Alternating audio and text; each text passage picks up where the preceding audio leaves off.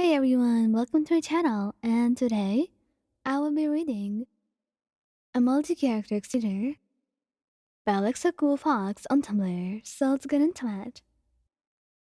You couldn't believe it. You've become a demon.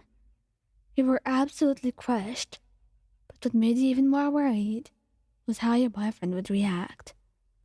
You were dating a demon slayer, but not just a slayer, a pillar. You didn't want to live as a demon.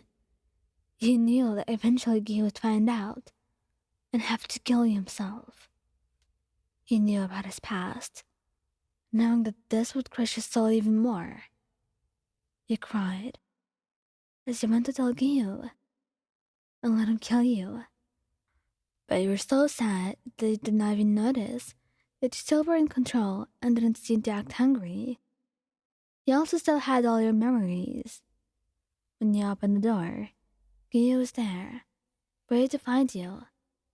But what he saw made his eyes flood with tears. The person whom you loved the most in the whole world was turned into a demon. Please, tell me this is a dream, Wayan. This isn't real. Please tell me this is a dream. I'm so sorry. He didn't want to accept that. He could not accept that.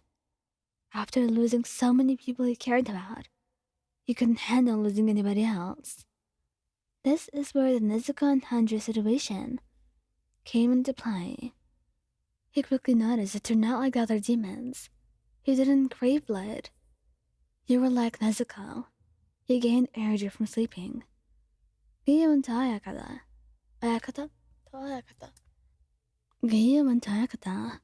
and pleaded and begged to let you live. Everybody was so surprised to see Giyu show so much emotion just to have you live. But he would do anything for you. And even though everybody didn't agree and found it shameful, they decided to let you live. He still kept you at his estate to keep you safe. He did not trust the others enough to let you around them. He vowed to find a cure for you, just like Tanjiro. Speaking of, you and Nezuko became really good friends, since you two can relate to each other. He sometimes worries that you need blood, but you still didn't seem to develop a craving for it. He still loved you, as if you were still a human. You becoming a demon did not change his love for you. In his eyes, you were still his wonderful Mayan. Rengoku, you were with Kyojuro when you got lost and could not find him. You then felt a weird cut in your neck, and you started feeling like everything in your body was on fire. You didn't change too much, but you changed enough to know what you had become. And the realization was enough to make you gag. Oh, Mayan, there you are. I've been looking for...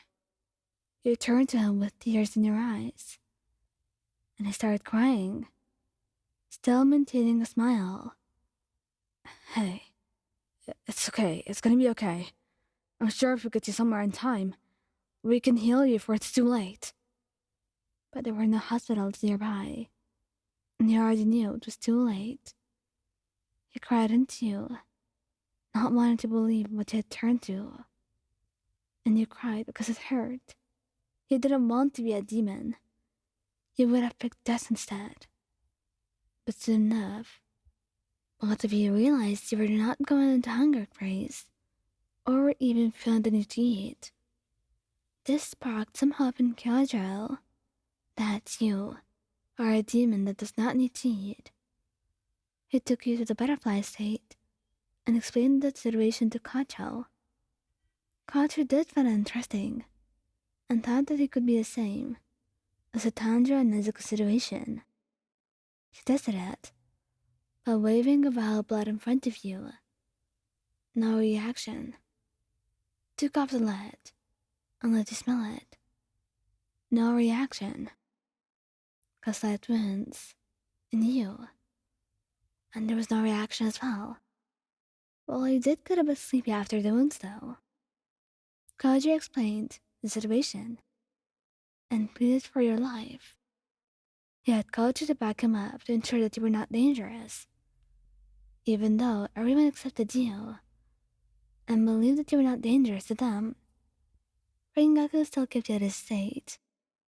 I trust my fellow demon slayers, but better safe than sorry. Don't worry, my love.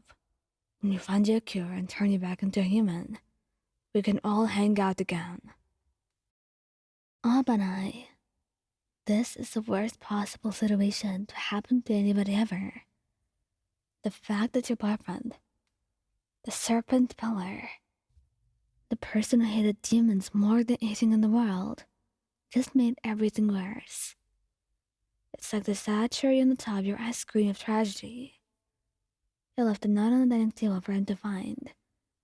And even though he did not have a hunger for human blood or flesh, he knew he would hate you either way. Besides, he didn't want Obanai to see you this way. You wanted him to remember you as the beautiful human he fell in love with. If you had it your way, you would have wished that Musa had you killed instead. You sat into your favorite spot and waited for the sun to rise. You remembered all the good times you had with Obanai and your friends. You looked at the mountains, knowing the sun was going to rise any minute. It was a good life. And you're about to end it, without even saying goodbye to me. You turned to see Obanai behind you, and you covered your face with your hands. No, you weren't supposed to see me like this. Why did you look for me? He dragged you somewhere where the sun would not get you. Mayan, you know I hate demons more than anything. But I love you. I looked for you to see you one last time, but I couldn't handle the thought of you dying. And I know why you wanted to die. Even though you don't have a craving for humans. You thought that I would hate you. Well, this is a lot for me to process. I still very much love you. You just started crying and for about a good hour. You just cried as he comforted you. He went to go get you a blanket and walked you back to the house. All but I did tell his master about you, and how you have not eaten a human or had a craving for that, and you were allowed to live. That you could look at you while talking and you sometimes could hear him talking to his friends. I love her, but it's just kinda hard to look at her now. This causes you to become very depressed. Every day, you wished you were dead. One day, you looked into the mirror and asked yourself, what am I still even doing here? I should be dead. Obanai just sees me as a demon. He'd be happy if I was dead. After all, he said it was hard to look at me, so might as well just stand in the sun, so he doesn't have to look at me anymore. Little did you know, Obanai just happened to be passing by and heard you say all of that yourself. He felt like an arrow had pierced his heart. He slammed the door open, then hugs you. Mayan, I'm so sorry. I didn't mean to make you feel this way. Please don't. Don't leave me. He started trying to look at you. He would constantly remind himself of who you are, and try not to focus on your looks.